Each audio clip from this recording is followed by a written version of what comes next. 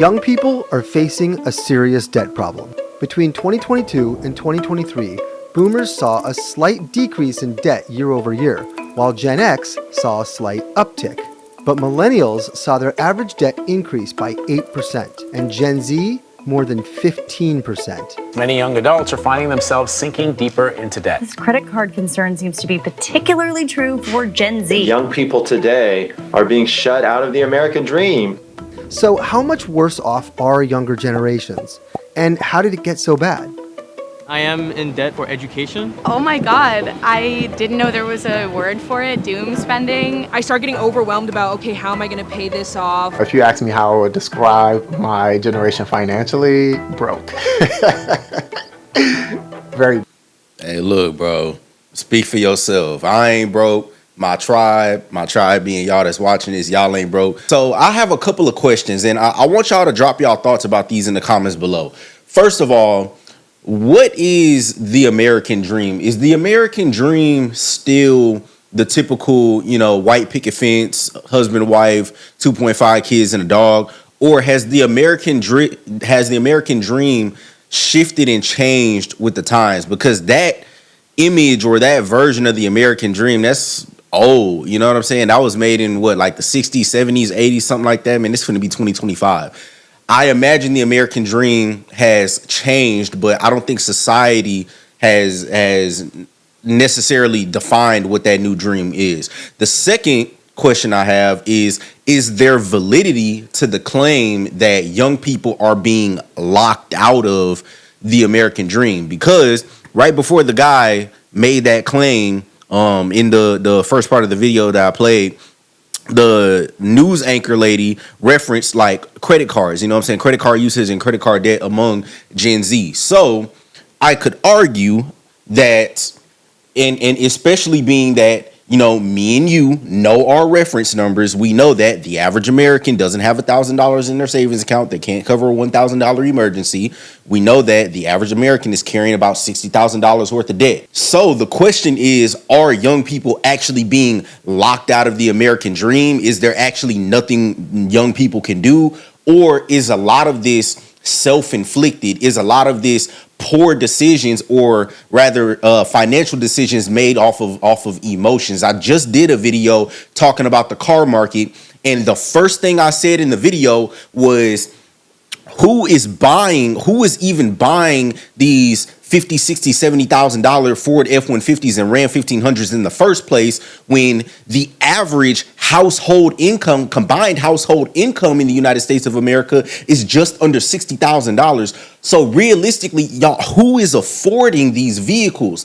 The answer truly is that people are buying them who can't afford them. People are solely looking at that monthly payment and financing the vehicle for as long as possible, financing the vehicle for 7, 8, 9 years in some cases, to get that monthly payment as low as possible, not thinking about the interest that they're gonna pay, not thinking about the total cost of ownership, not thinking about how much gas is gonna cost, not thinking about, in the state of Texas, if your vehicle fails an inspection, not thinking about the cost of new headlights, of a new windshield, of new tires.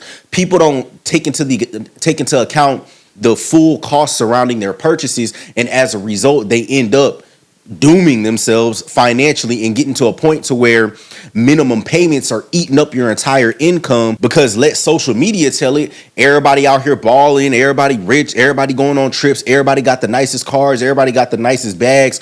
You see that on social media. You don't know what's going on behind the scenes, and in your heart that starts to grow feelings of resentment and entitlement, right? Entitlement is the name of the game for my generation. I'm not gonna hold y'all. We have to. At what point do we start to take personal accountability for our own financial situations? Because nobody forced you to go to college, right? People that are in debt because of education, especially when you potentially had opportunities to get out here, apply for scholarships, even though it's some work. Get out here, apply for scholarships, get in college, get a job, do what I did, which was start a business to be able to try to, cash flow as much of college as you possibly can to be able to minimize your debt. We don't talk about the behaviors surrounding our money. All we like to do is talk about the circumstances that are outside of our control, right? We never really want to focus on the things that we can focus on. And like I tell y'all in almost every video, the purpose of having the conversation is not just to have the conversation just for the sake of having it. The purpose of having the conversation is to get privy to what's going on in the world, see how we can extract value out of it and add it in our own lives. And in this case, I find myself using the word accountability more and more every single day, like day after day, as I'm talking about finance. But the overarching theme of all of this is personal accountability among young people. Now, young people don't necessarily want to take personal accountability because we have so much access to information, more than we ever have at any time in history before. So it's easier than ever to blame an outside entity for your financial issues. But realistically, it like breaking down the numbers, a lot of this is self-inflicted. Bro.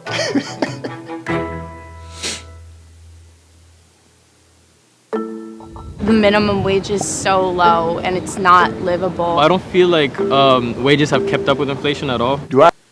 This is at a university. Why is she talking about minimum wage not being livable?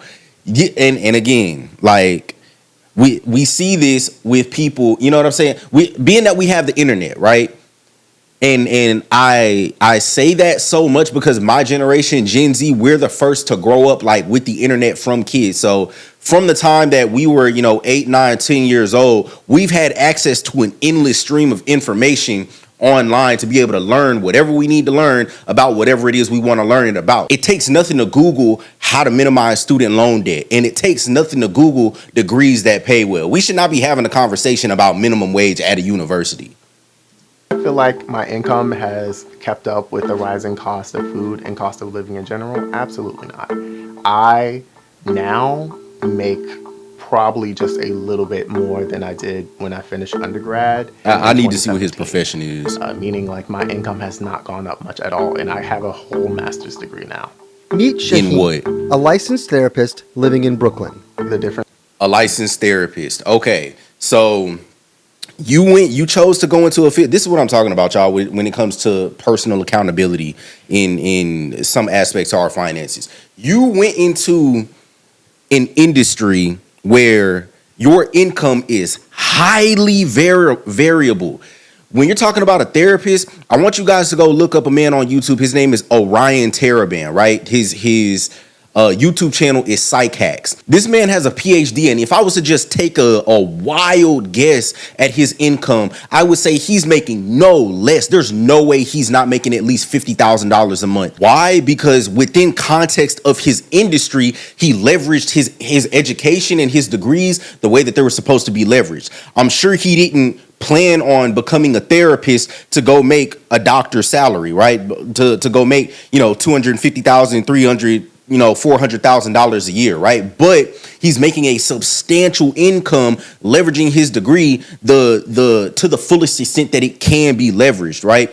And this is the conversation that we need to be having with ourselves and with each other. We can't be getting into a profession purely because of how we feel, right? And the emotions surrounding the profession. If you're gonna get into something, truthfully, like, you can make money with virtually any degree. It just depends on how you leverage it. And the fact of the matter is that a majority of people don't plan on leveraging a degree into entrepreneurship, right? People are typically going to get a degree just for the security of it. And again, these are the kind of conversations we have to be having before the student loan debt gets introduced into the equation.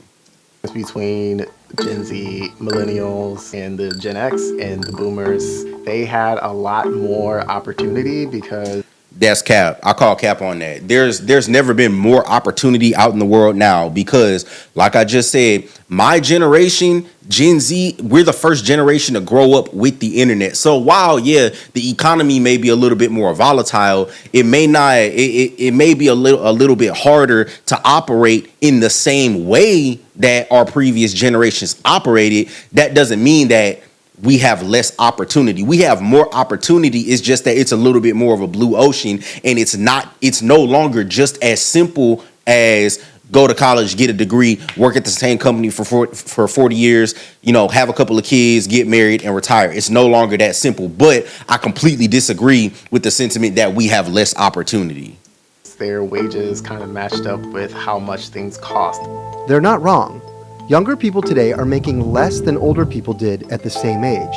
Adjusting for inflation, 22 to 24-year-olds in 2013 were making almost $52,000 a year. That number today, down to $45,000. And that difference puts Gen Z in a tough spot. In 2013, the debt-to-income ratio for the same age group was 11.76%. Today, it's more than 16%. Okay, there is some validity to the income stat. There is no validity to the debt-to-income ratio because the overwhelming majority of debt, with the exception of like medical debt, is a choice, right? It's a choice to go to college. It's a choice to get credit cards and take on consumer debt, even though everybody tries to sell us this idea of work on your credit. Your credit is everything. All your credit is a debt score, right? A score for how well you keep up with debt and make payments on time. Your credit score does not lend anything to your actual financial situation. Your credit score, in a majority of instances, all a credit card does, especially a high limit credit card does, is open people up to the opportunity to spend money that they don't have. And the overwhelming majority of people are not disciplined to use a credit card in the way that it's truly supposed to be used, which is just to maximize the points on things that you were going to spend money on already, right? The overwhelming majority of people are not disciplined enough to use the credit cards in that way. And this shows it. This shows that the majority of young people are naive when they start gaining access to those extra funds. Technically, younger generations today are making more than any other generation did. But when you adjust for inflation, which is, relative to the cost of everything else to maintain a lifestyle, it is less. And from 2021 to 2022, for those aged 35 to 44, median income fell 0.8%. Compared to a 0.6% drop for those aged 25 to 34. But for the 15 to 24-year-olds, median income fell 5.8%. All right. Like I said, there's some validity to the income stats. I'm going to go ahead and cut it right here. But like I said, the overall sentiment that I want to communicate to you guys is that we are never completely powerless, right? We get online and we have so many people fear mongering and selling us, using these fear tactics to profit off of, views and selling various products to try to get you to move based off of an emotion, right? In reality, like if we take a step and scale back, we are not completely powerless to our circumstances, right? No longer, although things have changed, like I said, it's no longer the narrative for the majority of people can no longer stay on the, traditional thought of like what the American dream is, which is just go to college, get married, work your same job for 40 years, retire, and let that be it. The narrative has no longer changed. Although it's a little bit more complicated, it's not necessarily more difficult. And as long as we're being intentional, there's always going to be steps that we can take to minimize our debt and increase our income. So let me know what y'all think in the comments below about this. I respond to every single comment because I genuinely want to have a conversation with you guys about this.